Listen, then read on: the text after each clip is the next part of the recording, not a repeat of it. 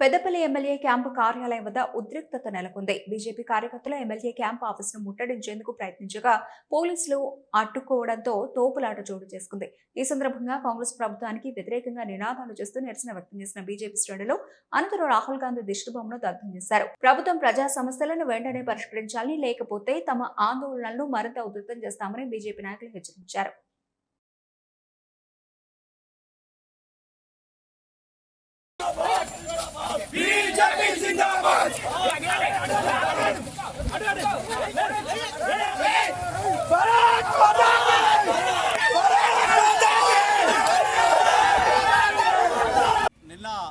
ఢిల్లీలో మొన్న జరుగుతున్నటువంటి సిజేసి దేశద్రోహులకు సపోర్ట్ పలుకుతున్నటువంటి రాహుల్ గాంధీ కాంగ్రెస్ పార్టీ ఈ దేశంలో కూకటి వేళ్లతోటి ప్రజలు పీకేసినా కూడా ఏదో ఒక దేశద్రోహంతో అంటడిగి ఈరోజు భారతదేశం మొత్తం కాంగ్రెస్ పార్టీ లేనిపోని ఒక విధ్వంసం సృష్టించడానికి కాంగ్రెస్ పార్టీ వ్యవహరిస్తూ ఉన్నది.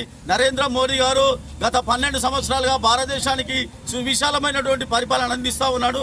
ప్రతి ఒక్క పేద వర్గం నుంచి మొదలుకొంటే ధనికుని వరకు భారతీయ జనతా పార్టీ ఒక సహాయం చేసే విధంగా భారతదేశాన్ని ప్రపంచ దేశాలలో ఒక అగ్రస్థానం నిలిపినటువంటి మహోన్నతమైనటువంటి వ్యక్తి.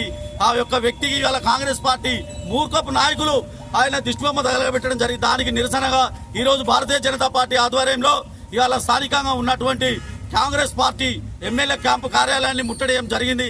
అదేవిధంగా అర్బన్ నక్సల్స్, ఇదే విధంగా ఎస్ఎఫ్ఐ గుండాలు, కమ్యూనిస్టు గుండాలు, అర్బన్ నక్సలైట్లు వాళ్ళ యొక్క ఆలోచన విధానంతో దేశంలో ఒక లేనిపోని ఒక సిచ్చు పెట్టి ప్రశాంతంగా ఉన్నటువంటి భారతదేశాన్ని ఏదో ఒక విధంగా తీసుకోవడానికి ప్రయత్నం చేస్తున్నారు.